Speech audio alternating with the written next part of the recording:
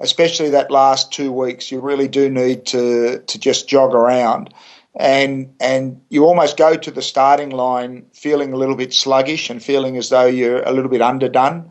And you're better off doing that rather than forcing it a little bit and being a little bit tired and depleted on the starting line. So, certainly don't over that last week do anything hard. You can still get out and jog, but just sort of look at trying to, if you know what pace you're aiming for, just try to do some short 5K and 10K runs at the pace that you're looking to run in the marathon itself, and just sort of over that last 2 weeks, just really cut back from say 100% down to 80%, and then the week before down to about 60 or 70% of what you've been doing. Yeah. Oh, thank you. So, look, it's really important for that last 10K to have reserves in your body, and it is such a tough event on your body that last 5 or 10 kilometres. So the worst thing you can do is go into the starting line a little bit flat or depleted or fatigued. You really want to be very, very fresh and raring to go. Okay, thank you so much. So, we could go on forever with the running questions, but I will let people. You have retired, of course, and you did that in 1993 to become the director of the Australian Institute of Sport. And in 2003, you launched Deeks, a specialised chain of bakeries and cafes for grain and gluten-free products, which is fantastic because there are so many people out there that with special diets and needs, which is fantastic. But you did just mention before, which I was going to talk about, the Indigenous Marathon Project. You're the director of that particular organisation, and I'm excited because you are coming to the Melbourne Marathon to bring some of your runners with you. So this is giving people the opportunity to prepare for the New York City Marathon. Is that correct? Well, I mean, each year we work with a group of Aboriginal and Torres Strait Island men and women. This year we've got 6 men and 6 women from all around Australia. Yeah. And we train them for about 7 months, and then we take them to New York in November, and they run the New York Marathon there. So along the way, they also do a cert for in Indigenous health and leisure, so that they end up with a qualification at the end of it. Really, it's a health promotion charity and a program to address some of the social and health issues within Indigenous communities in Indigenous Australia. So this is our 4th year now.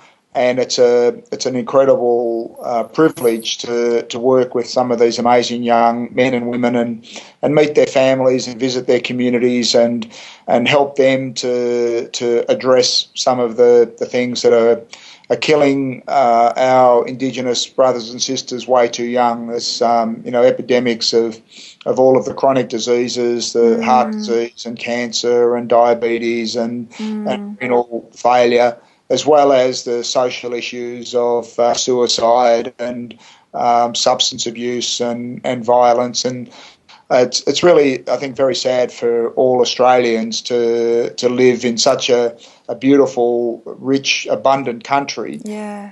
To have this underlying, sort of dysfunction just below the surface. So I think I'm really proud of what we're doing, and as I said, privileged to play a role working with some of these amazing young men and women.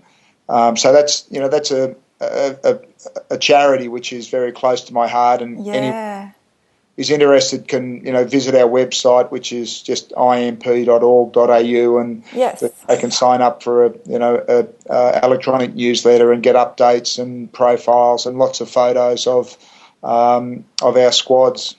Fantastic. Yes, you bet me to it. I was going to mention the website.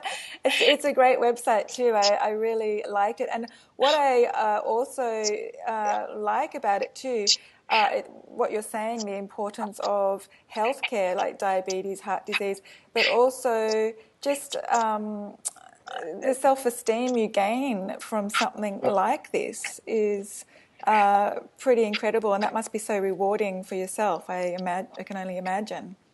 Well, it's a wonderful privilege to contribute, and I know from running, and anyone who runs, and you'd know this as well, that every time you go out and you do a training session and you come back, you just feel good deep inside. You feel done something worthwhile. Yeah. And that feeling is magnified 100 times when you run a marathon.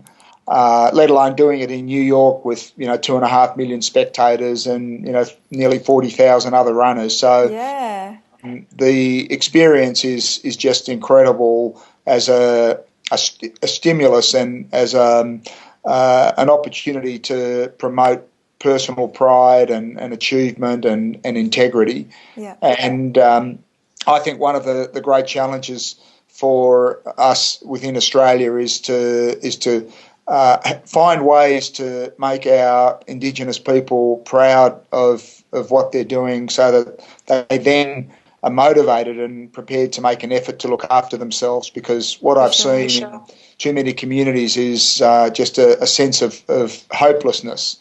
It's a why bother attitude, and why should I bother to give up smoking? There's nothing to do, and so on and so forth. So we've got to first of all try to find ways to make our Indigenous people feel really proud of themselves, so then they're prepared to make that personal effort to look after themselves, and that's one of the big challenges. And I think from what we've seen, running plays a small role in helping to do that. So it's great. And then hopefully one day we'll also find a top Aboriginal or island man or woman who can run and take on the Africans, and that will inspire more young Indigenous people to get involved in distance running. Yeah, fantastic. All right, well, I'm going to say the website again, imp.org.au.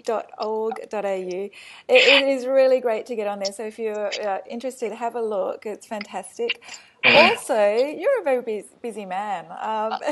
Smart Start for Kids is an organisation you started in 1999, am I correct? Yeah, for primary school kids. Can you tell us about the aim of this program, Robert?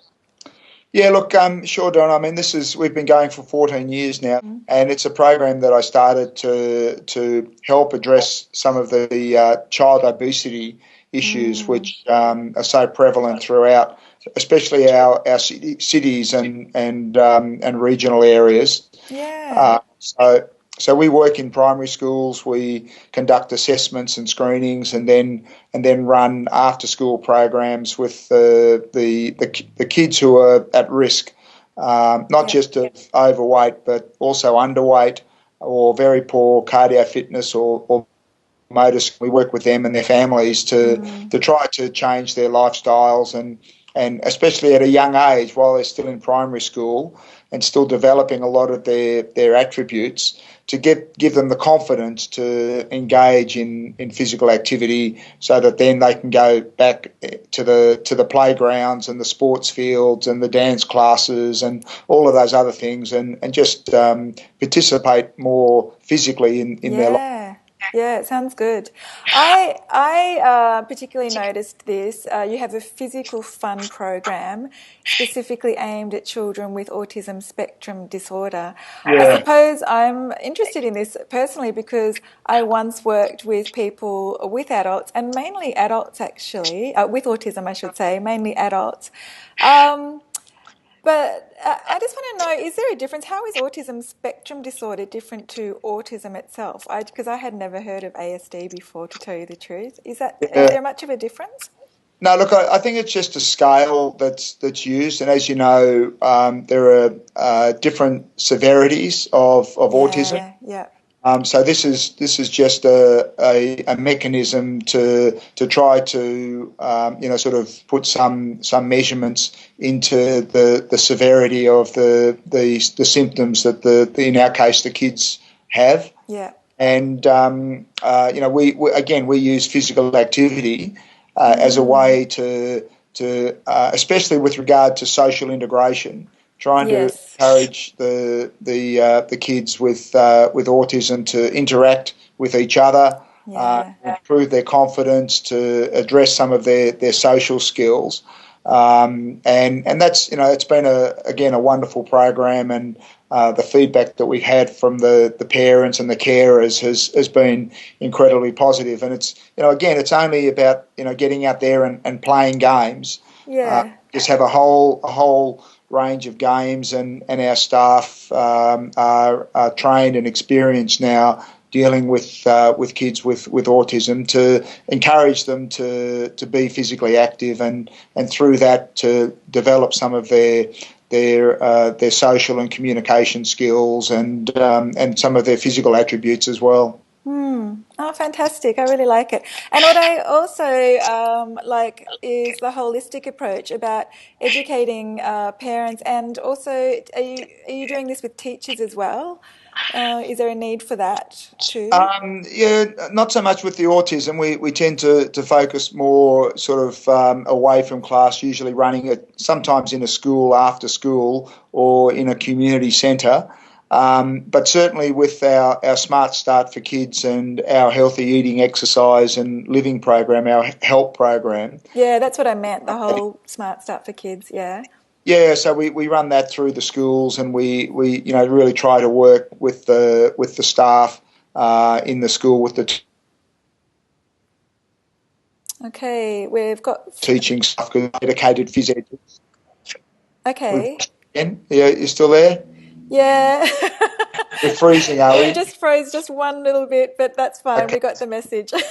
Yeah. So, I mean, it's really, we use a settings approach. So we focus within the school and try to get the teachers and the school and the P&C to address as much as they can. We focus in the home as a setting, and trying to empower the kids, just again through enjoyment, through active play. Yeah.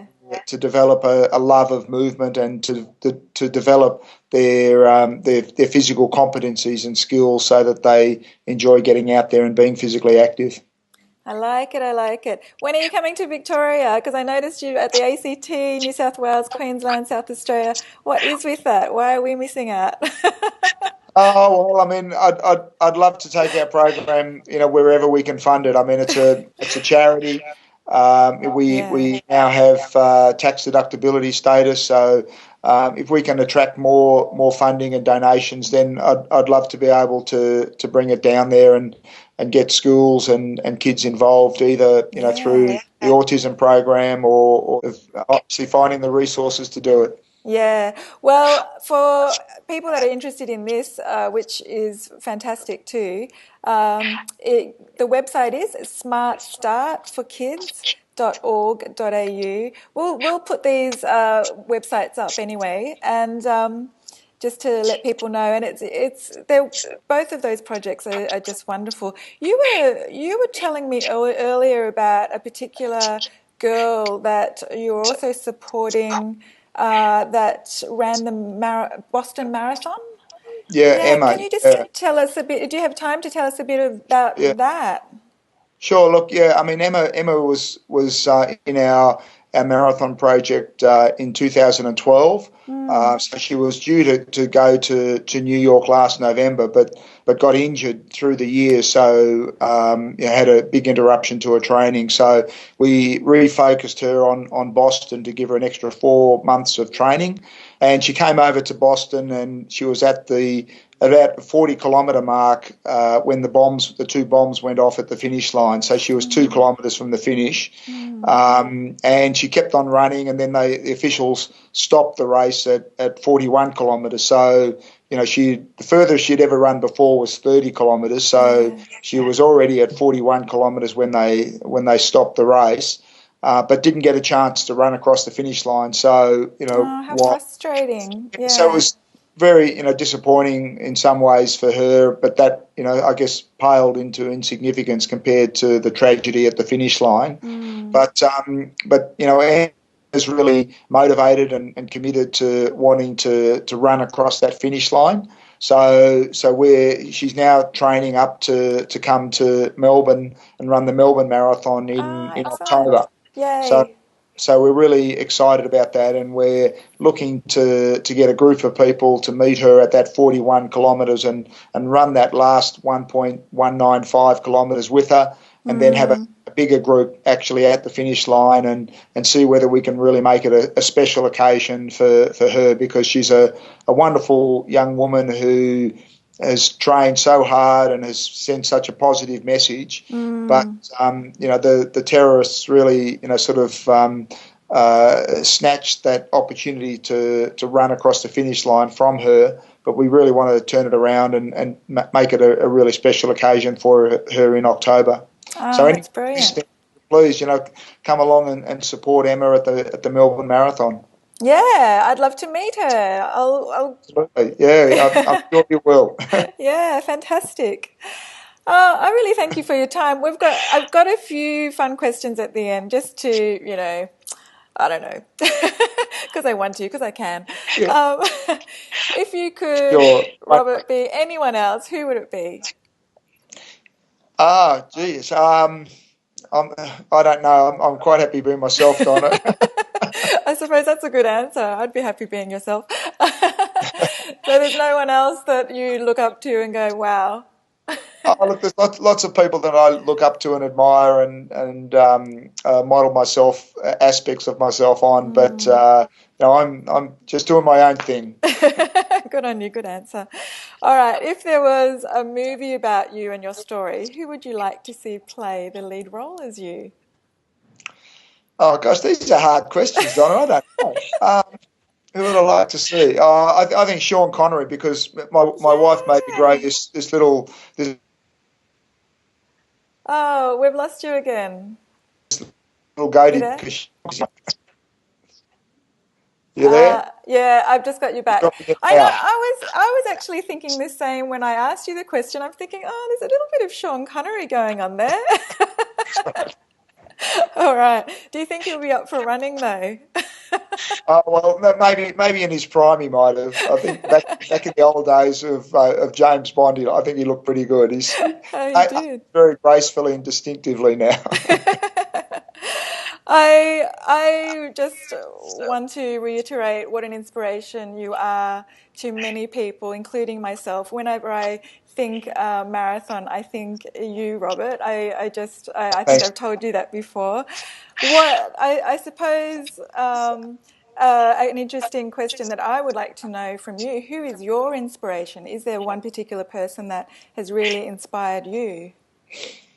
Oh, look, like I said, I mean, there have been lots of people, but, when I was young, I was inspired by the achievements and the attitude of Ron Clark. Ron is probably Australia's greatest ever distance runner, who set multiple world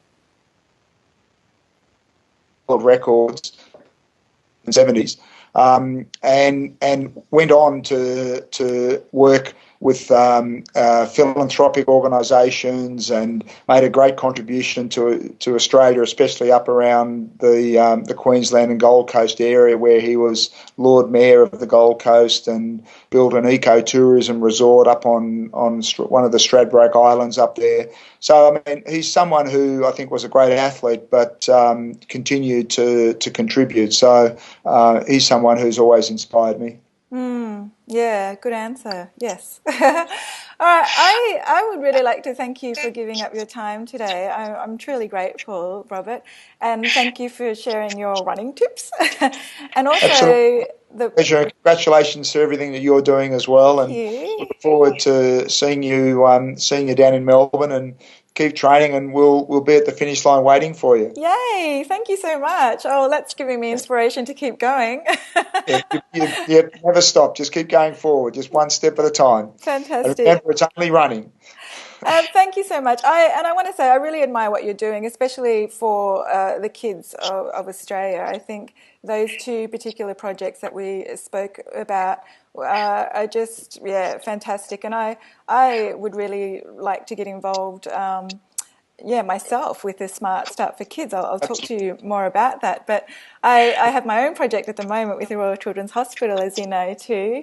And I just think it's really important for, making sure, especially that our kids are healthy. So, Yeah, look, I agree so much. And, sort of as adults, we have to take more responsibility and accountability for our own health. But for our children, I think we have a real duty of care. And that's, obviously as parents, but also as a society and a community. So I think, our children, as everyone says, are our future. And it is really important to give them every opportunity to have a beautiful life. Thank you. Well, thank you so much, Robert. I'll say bye for now, but I will see you at the finish line. Yeah, we'll Will be you waiting there wait? for you. Good on. Okay, all the best. Bye-bye. Thanks, Robert.